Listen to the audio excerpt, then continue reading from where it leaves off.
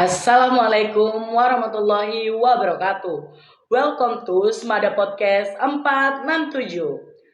First of all, let's say many thanks to our God, Allah Subhanahu wa Ta'ala, who has been giving us mercy and blessings so we can attend here with a good condition and happy situation. Secondly, my salawat and salam to our Prophet Muhammad Sallallahu Alaihi Wasallam, who brought us from darkness to the lightness. Hi everyone, I'm Muhammad Hardiansyah as the host today, and I have very special guest. Can you introduce yourself? Hi everyone, I'm Nurul Istiqamah. And we are from Senior Senior High School School to Sidrap. So today we are going to talk about UMKM bisa wujudkan masa depan siswa melalui pengelolaan sampah plastik. Hi Kak Nuris, how are you today? I'm gonna good. Okay. Tadi judulnya ada UMKM plus siswa. So I wanna ask you, what do you think about UMKM di kalangan para siswa? UMKM di kalangan para siswa itu sebuah usaha, barang atau jasa yang dapat dilakukan oleh siswa-siswi serta bernilai rupiah. Nah, dalam waktu dekat ini kan sekolah bakal ngadain pameran UMKM nih. Nah, menurut Kak Nuris, benefit apa yang bisa didapat setelah praktek UMKM nanti? Nah, jadi benefitnya itu, the first, siswa dapat melatih keterampilan kewirausahaan, melatih kedisiplinan, dan melatih kepemimpinan. The second, siswa dapat berkontribusi dan mengetahui tentang persaingan pasar tingkat lokal. Nah, and also, siswa juga dapat ikut memperdayakan ekonomi tingkat lokal. Ngomongin soal UMKM nih, menurut Kak Nuris, contoh UMKM apa yang bisa dilakukan oleh siswa atau dicoba? Nah, jadi usaha UMKM itu beragam, tergantung dari minat kita ke mana. Ada makanan, kerajinan, dan masih banyak lainnya. Kalau ngomongin soal makanan nih, to be honest, aku kalau berkunjung ke pameran UMKM, sering banget tuh datang ke booth-booth buat nyobain makanan mereka. Kalau Kak Nuris sendiri gimana nih? Kalau aku lebih prefer ke kerajinan sih, kayak apa? Gantungan kunci, terus benda-benda imut gitu, apalagi kalau pinky-pinky, karena aku pinky girls. Wow. Nah, tadi Kak Nuris sempat bilang kerajinan. Menurut Kak Nuris, kerajinan apa sih yang bisa menghasilkan pundi-pundi rupiah dan bisa menjadi ladang usaha? Jadi usaha kerajinan itu banyak dan beragam. Tapi yang aku ingin paling tekankan di sini adalah tentang usaha kerajinan dari limbah plastik. Karena perlu kita ketahui limbah plastik ini banyak dan sangat meresahkan hati kita. Nah, bener banget Kak, apalagi sampah-sampah seperti tempat makanan, minuman, dan masih banyak produk lainnya yang menggunakan bahan plastik sebagai kemasan. Nah, yang pengen aku tanyain ke Kak Nuris, kan sampah udah jadi limbah nih, sampah plastik udah jadi limbah. Kok bisa jadi kerajinan lagi plus bernilai rupiah? Jadi sampah itu sebuah limbah yang sekilas tak bisa diurai. Tapi setelah kita teliti secara profesional dan baik, maka sampah itu banyak kok hal-hal menarik yang dapat diciptakan dari sampah plastik. Kayak apa tuh Kak? Nah, salah satu contohnya itu warga di Bali. Nah, warga di Bali ini mengolah sampah plastik berdasarkan jenis dan warnanya. Nah, di sini sampah plastik itu diolah menjadi brand-brand lokal dan dapat dibeli oleh hotel-hotel ternama sampai orang-orang artis dan brand-brand terkenal seperti Body Shop. Nah, namanya itu Ekabole H. Di sini sampah akan digiling, setelah dicacah, sampah akan digiling menjadi sebuah serpihan kecil, kemudian masuk ke dalam mesin pemanas. Nah, di sini sampah akan dilelehkan, kemudian sampah akan dimuat dan diolah menjadi sesuai yang kita inginkan. Wah, inovasinya keren banget sih Kak, plus kreatif. Tapi hubungannya sama UMKM diletaknya di mana sih?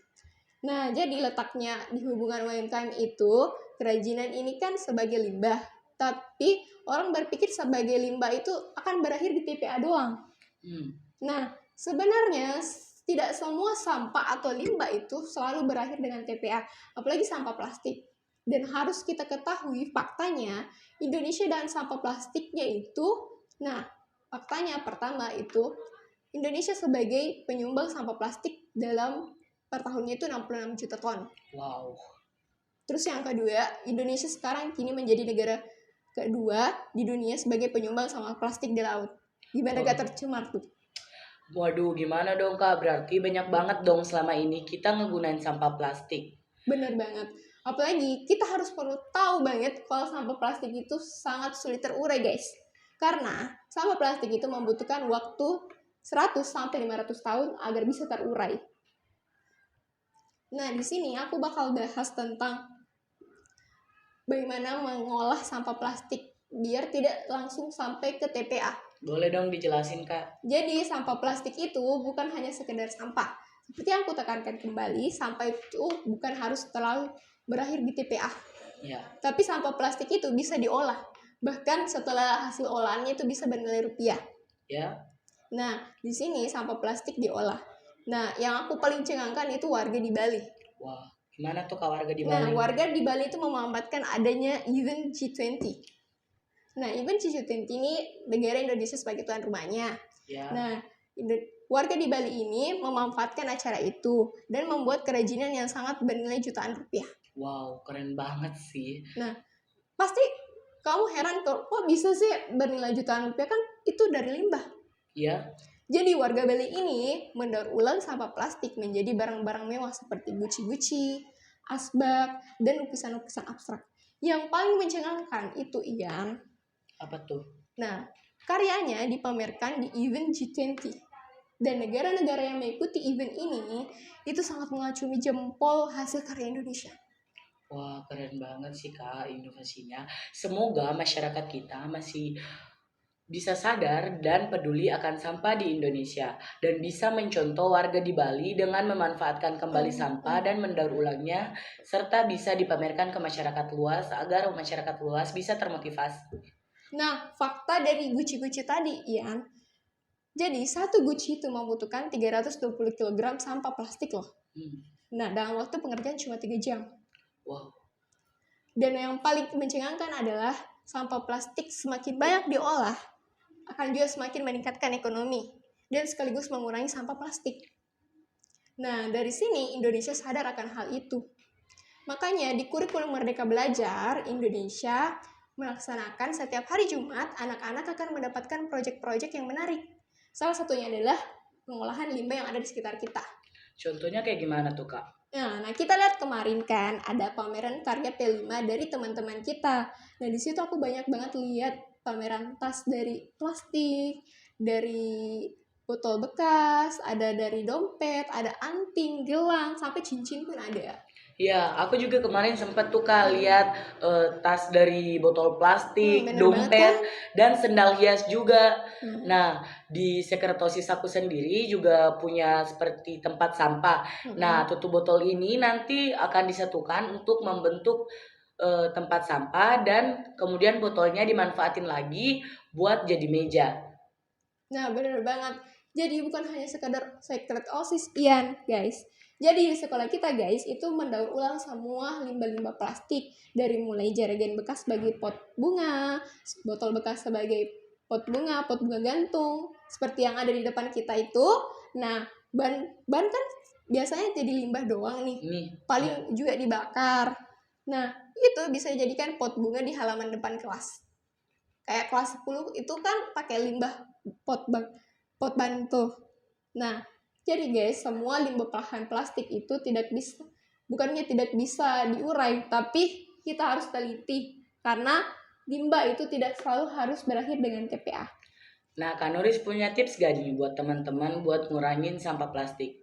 Nah, ada banget. Jadi, tadi kita juga tentang mendaur ulang.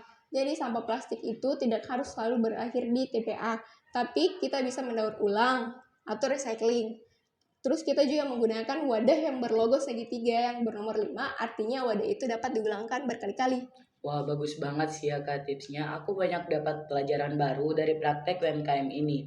Dari cara daur ulang sampah sampai bernilai rupiah, dan bahkan sampai dapat tips buat ngurangin sampah plastik. Ya, bener banget. Apalagi kan sampah plastik itu kan selalu bernilai 0 rupiah ya, cuma sebagai barang bekas, mungkin bisa bernilai rupiah, tapi setelah kita teliti pasti bernilai rupiah. Apalagi ini juga bisa meningkatkan UMKM. Nah, kesimpulan dari apa yang aku bahas bareng Kak Nuris tadi yaitu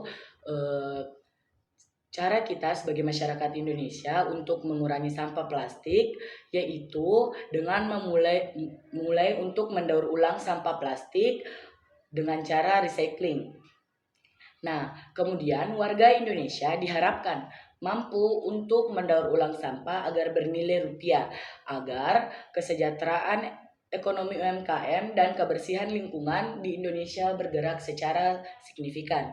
Dengan proses kurikulum Merdeka Belajar di sekolah, para pelajar P5 nih diharapkan mampu untuk ikut serta mendukung UMKM warga di Indonesia dengan kewirausahaan kreatif. Gak terasa ya teman-teman, aku dan Kak Nuris udah berbincang-bincang cukup lama dan waktunya juga udah mau habis. So I think enough for today. I hope you can get a good listen for you. I'm sorry for all mistake. I'm Muhammad Hardiansyah. And I'm Nurul Istikama. See you in the next podcast.